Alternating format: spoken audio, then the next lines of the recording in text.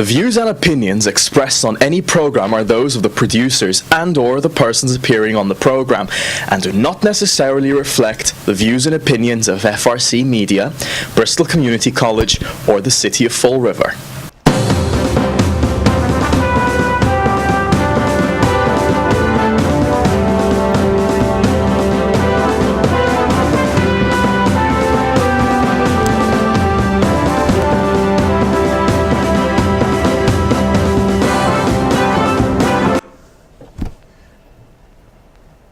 Well, hello there, and welcome to Spindle City Straight Talk. I'm sorry, my co-host currently is unavailable. I believe he's being sworn into office, so it looks like for a little bit it's going to be you and I. Thank you for watching and tuning in to 2015. This is episode 15-01, so it's going to be an interesting show, to say the least. Let's start out right away with last night's event. Put together by City Councilor Linda Pereira as the Fall River Alive event, or the healing event, and we have to ask ourselves, how necessary was this?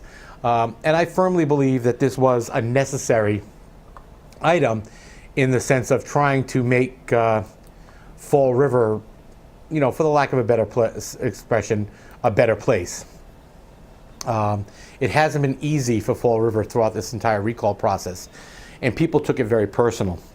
I made a comment on Channel 6 last night that Fall River is diseased.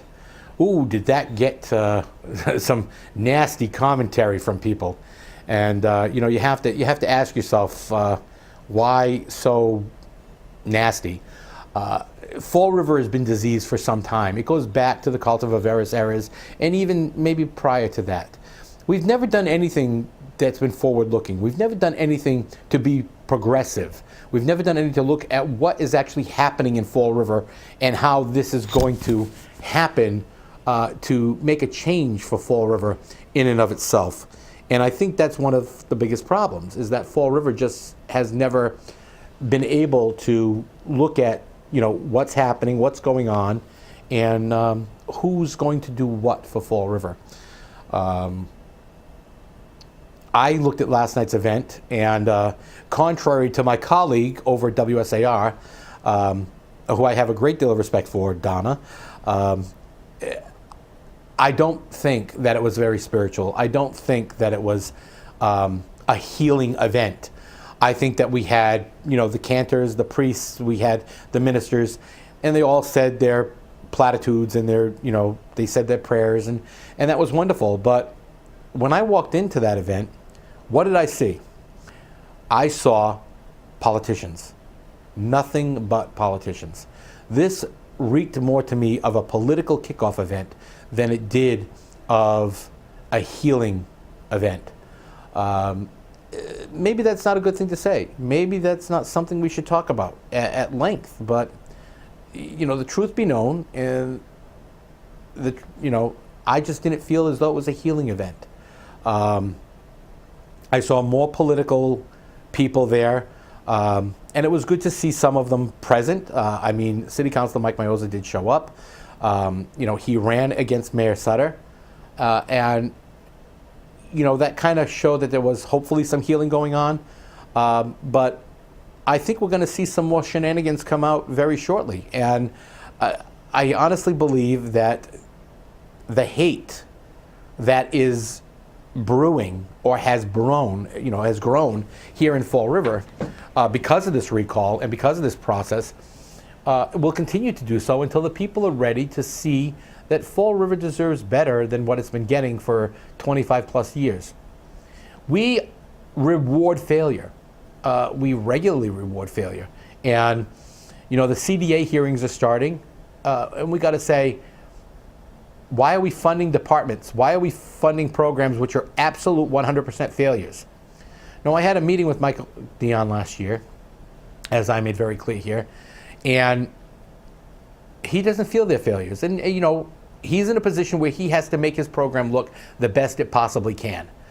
But when you set guidelines or, marks to meet but you don't take into consideration the losses, you're not setting any benchmarks. Okay? You're just saying, oh, he met 50, so guess what? He met what he was supposed to do, so he keeps getting his money.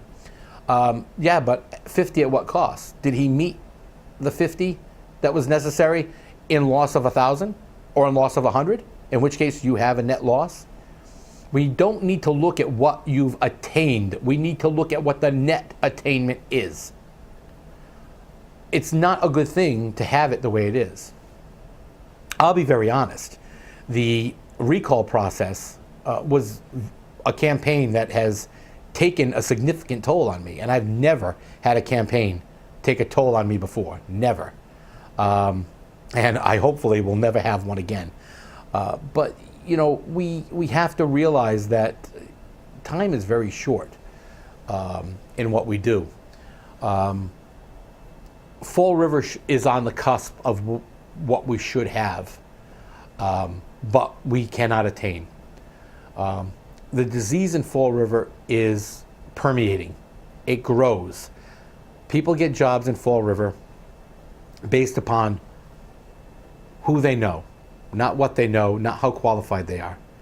And I'm seeing this already with, you know, people who are leaving city government, who've done nothing but got their job because the previous mayor owed them a political favor.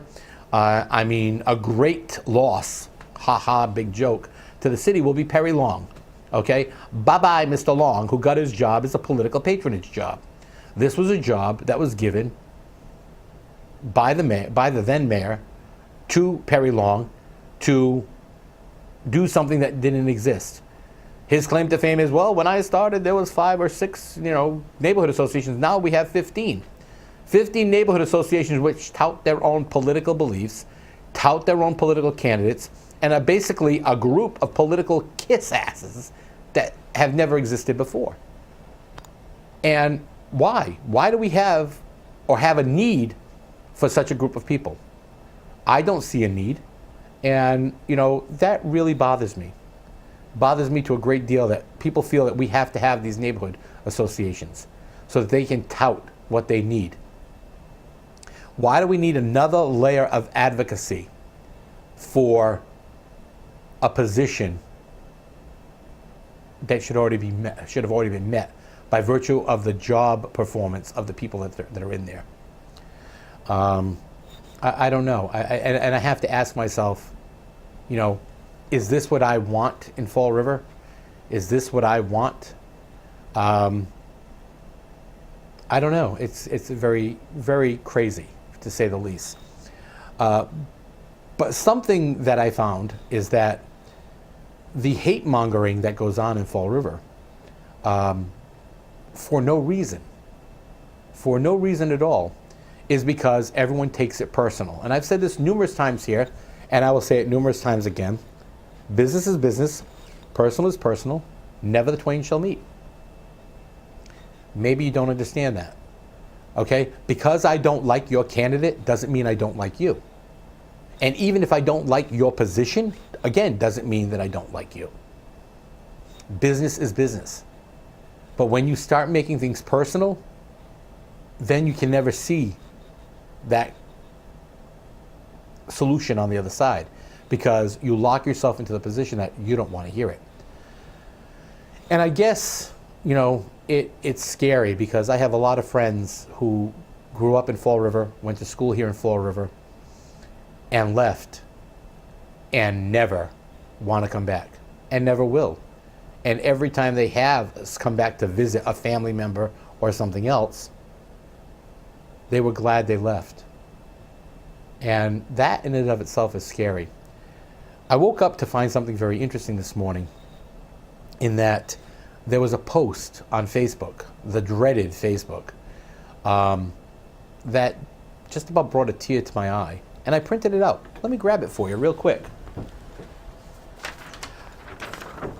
Sorry about that, because I had left it on the other desk.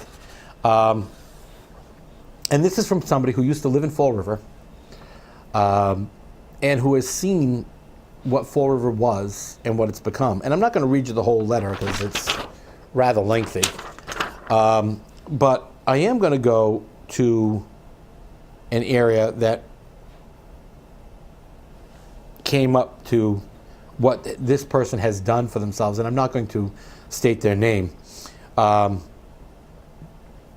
because when that person was here in Fall River, that person wasn't doing so well. And he posts, he's sorry for the long message, but I'm proud of myself, and since I have no one to speak to, I shall talk to myself. As always, I could never sleep at night. I like to write, though, so I feel good about myself, and it is what it is, as someone used to say to me a few years ago while I was helping run a campaign in Massachusetts. A wise man that even myself wanted to see be elected because he worked so hard being honest and real. It's sad that the people, and trust me, there were a lot of people that said they would be there to help, but sadly didn't end up being there for, and he actually mentioned my name, C.J. Ferry. That should have been because he at least stood for the people and wanted a real change and mean every word that he said. Sadly, a lot of people did not at that time stick by his side when he needed them. With having a broken leg at the time, because if you remember during my campaign last time, again, I had a broken leg. He went out and did all the work that he could to represent himself. People that he trusted to be there for him, and those other certain people, not mentioning any names, saying they would be there for him, I've seen that they were not. I know that is not fair and should not have turned out that way, but it did. C.J. Ferry, who did all that he could and would do anything he could for anyone, did not receive much help from those promised and pronounced important people. But he was always there for them.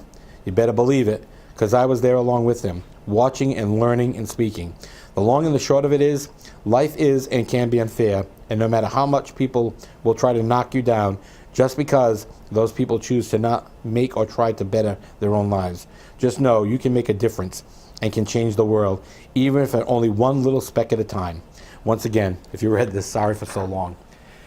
That in itself said a lot about somebody who left Fall River because the people of Fall River don't want to see the truth and they don't want to hear it. And I'm not speaking about that because my name was mentioned, and I'm not speaking about it because it mentioned me in general. I'm saying it because the people of Fall River are so ignorant to their bliss that they've created for themselves that they can't get out of their own way. And it's time for Fall River to get out of its own way. We have a new mayor, and I already have problems with some of the things the mayor has said. I already have problems with some of the things the mayor has failed to do. And we're all going to have problems, but we got to at least give the gentleman a chance to do something. Do I think 6 months to start a change is kind of politically convenient? 6 months puts us into the new budget year. How politically expedient is that? We don't have to address anything until the next budget. It's kind of sad. No, what's really kind of sad is this show's becoming more of a commentary than a news program. But it is what it is at this point. Chip is out. Chip was elected to be a member of the retirement board. And Mayor Sutter made a comment on newsmakers on Fox and PRI, Channel 12 and Fox 64, in that when asked about the retirement and the health care, he said that it will be a bitter pill to swallow. We had a health care program in Fall River that was 12% under budget, somewhere around there, 10, 12%. And they were doing a good job with it. And then they went to the city, I shouldn't say the city administrator, Kathy Ann Viveris, and the mayor, then Will Flanagan, decided we're going to the GIC program. We're going to go because that's an effective program. Such an effective program that our seniors, the people who can least afford it, are paying $500 and $600 to get a prescription. This is hateful, in my opinion. So how much more of a bitter pill has to be swallowed, Mayor Sutter? We have a retirement program which is unfunded, underfunded, whatever you want to call it.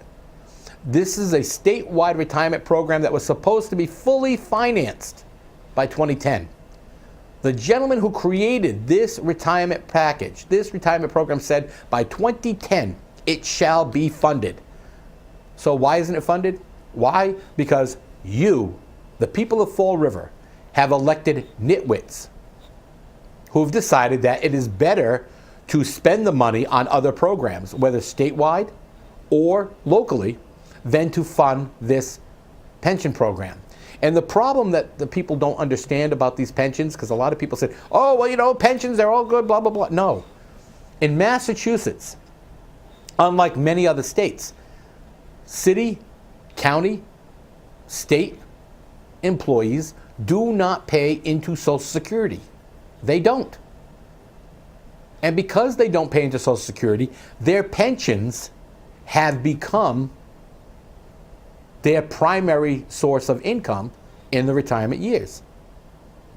And that's why this is almost hateful and despicable, because we have a pension system that's unsustainable.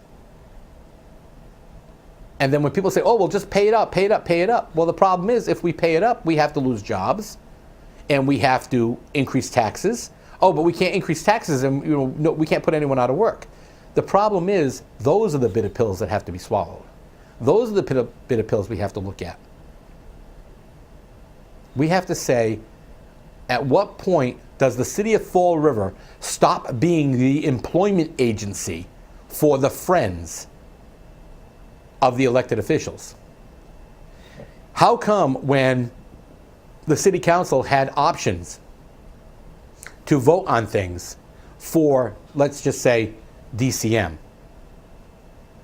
that when privatization came up as an option, which has worked in many communities, by the way, when that came up as an option, nobody voted for it. Why? Because they have a lot of political friends and family members who work in DCM. Did any of them recuse themselves? No. And that's the problem we have. We allow hate and disgust and other craziness to go on in Fall River that we shouldn't have going on. And the stork has delivered my co-host. My commentary has been long and lengthy, Chip, at 18 minutes, so I think it's time for you to start saying something here. Well, I don't know what you were talking about. I apologize for being late, CJ. I tried to call you, but we started the meeting early at Government Center on Healthcare, and we had Blue Cross reps there, and the meeting was extremely protracted.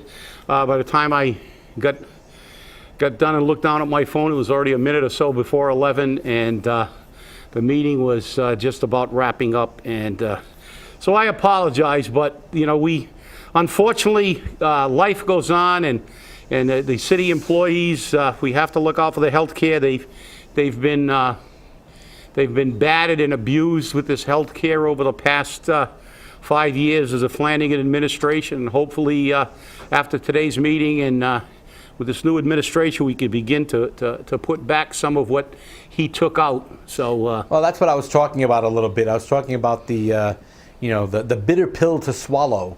Yeah. Against the retirees and the retirement pension plan. And, when an elderly woman has to pay $500+ for her prescription, I think that's, despicable and shameful. I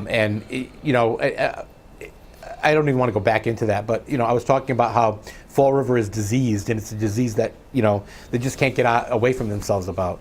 And last night's event was, to me, more of a political event than it was a healing event. I'm beginning to believe in the Chip Kamara Kumbaya method. I think that works best than anyone else. So, but with there's 10 minutes left in the show, and I know you got some stuff to talk about, being elected to the retirement board and everything else, and I think the people need to hear about those things. So we're going to ship right over to you. Well, thank you, CJ. Feel free to jump in.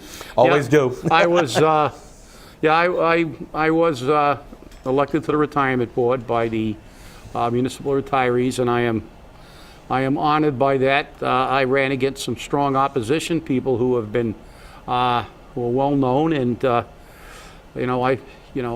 will do everything I can to represent all the retirees in the city to the best of my ability, as I do with everything. And obviously, I have been the Public Employee Committee representative for healthcare for as long as it's been a PEC rep. I hate to say this, I don't want to be the negative person. I don't think it's negative. I'm just a realist. I think unity is highly overrated. I mean, it's fine if it makes you feel fuzzy and all warm all over to sit in a circle and sing Kumbaya. That's good. But I just believe in just being honest and having some saying what you feel, and you're going to disagree, and you can disagree without being disagreeable. My philosophy is, if I don't like you, I can deal with you on a business level, professional level, but I don't have to go out and have a beer with you. I don't have to go out and have lunch with you. And if more people didn't personalize things, we could get a lot more business done. We don't personalize our auto repair. We take it to the guy who can fix our car the best for the cheapest amount of money. And, it just seems ironic to me that in politics we have to have these kind of things. And it was ironic because Bill Gates posted, actually gave a little speech at a high school and said something that I actually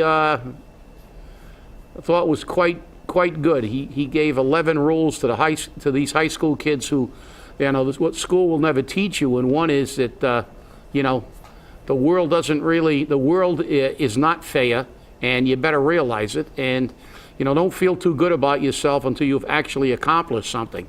So, we have too much of this hand-holding, as far as I'm concerned, and pretending that we like each other. Then we go off in different directions and attempt to assassinate each other. Well, I've said time and time again, this nation was built on different opinions. The Continental Congress had the most contentious debate in the history of this planet. There were people being called traitors and people being threatened and to be shot and everything else. And look what happened. America. So, it's not the end of the world when people have different opinions. It's just the way we deal with it. Why do we have to deal on a personal level with political issues? Why do we have to call people's families names and call people names and be defamatory about people when, let's just talk about the issue. If I don't think you're right, I'm going to say you're not right, and I'm going to say why. And if I think it's a dumb opinion, I'll say it. Don't be offended. I'm talking about that very narrow context. I mean, I've had disagreements with some of my best friends, and if I say, look, I think that's really stupid, I'm not saying you're stupid. I'm saying this idea is stupid. We can disagree, and we can move forward. We don't have to be friends. All we have to have is mutual respect. That's why I love the samurai era in Japan, because they had very simple rule. The Code of Bushido, and the first thing was rectitude, first precept, which means you get what you deserve. And if what you deserve is commendation, you got it. If what you deserve was condemnation, you got it. And if what you deserve to get your head chopped off, you got that too. But another big precept in the Code of Bushido was respect, and they were very polite to each other and very respectful to each other, even when they had disagreements, until it got to the point where somebody had to chop somebody's head off. And that's just the way it is. That's just reality. Let's not pretend that people aren't human, because they are. And as Mark Twain, Samuel Clemens, said it so accurately, man is the only animal that can blush and the only one that needs to. Because we're the only animal on this planet that kills for sport that hurts people for pleasure. All other animals kill for survival. It's part of their natural selection. It's part of the balance of nature. Man is the only animal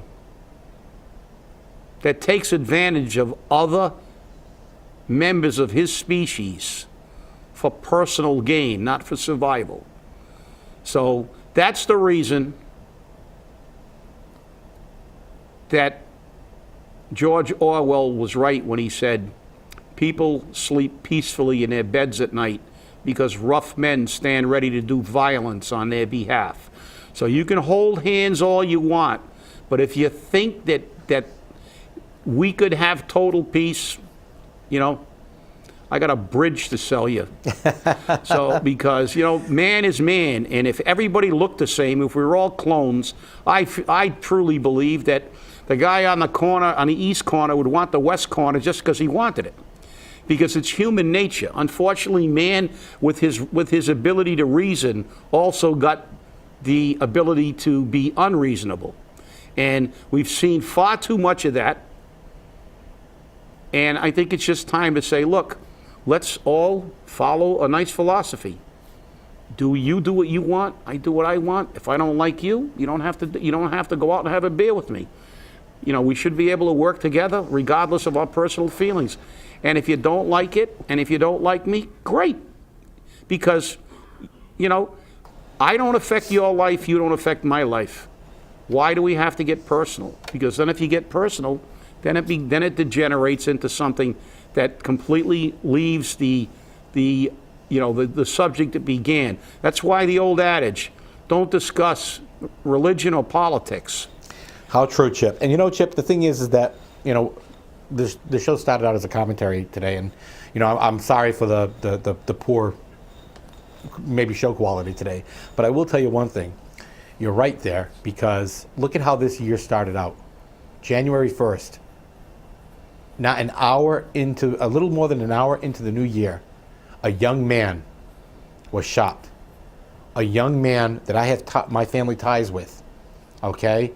And people were broadcasting on Facebook, that evil Facebook, about an hour and a half beforehand, that we're going to start the year off with a bang. Well, I guess they did. And since that time, I have listened to the scanner and been paying attention to what's going on. And there's more crime and stabbings and everything else going on in Fall River.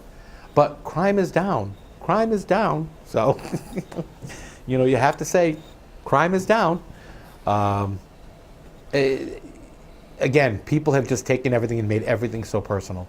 Yeah, well, maybe this show needed to be a commentary. It's the first real show of the, you know, and now Friday we'll have a, you know, we can talk about some issues, but I think some commentary about reflecting over the past year. That's part of the process, and you know, it's a reflection not only of the past year, but of all the years I've spent on this planet, and I found that, unfortunately, contrary to popular belief, all people are not innately good.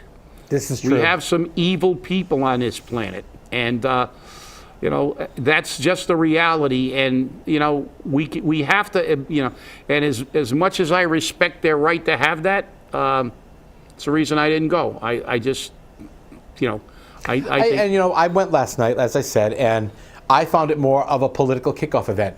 And again, you know, in deference to my colleague over at WSAR, I think Donna, you know, she was there. She didn't come up and say hello to me, which is okay. But there was more politicking going on than anything else. And it just wasn't where we needed to be. But believe it or not, Chip, I mean, for you, this is short, but for me, it's long. And we're at the end of our show. So let's have your final bits of wisdom. Everybody have a great day. We'll see you Friday, and I will be here on time. I hope so, Chip. Thank you for watching, and have a great day.